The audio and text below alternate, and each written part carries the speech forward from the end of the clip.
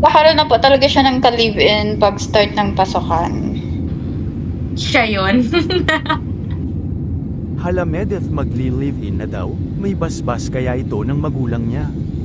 Bago mag-react at mag-comment tapusin mo na ang video na ito para maintindihan.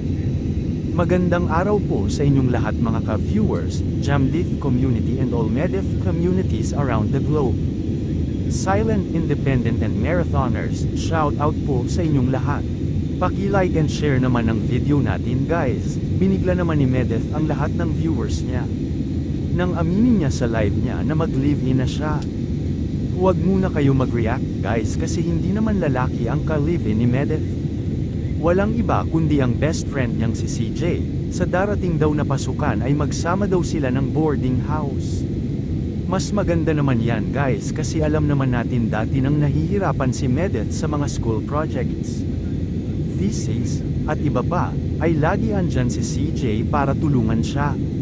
Mas lalo na ngayon na magkasama na sila ng bahay ay mabilis na lang ang access ni Medeth sa best friend niya. Nagpa-remind naman si CJ guys na i-follow ang page ni Medeth. Kung meron daw kayo any suggestions, comments at iba pa, like content daw na gusto nyo, ay mag-message lang daw kayo sa page ni Medeth.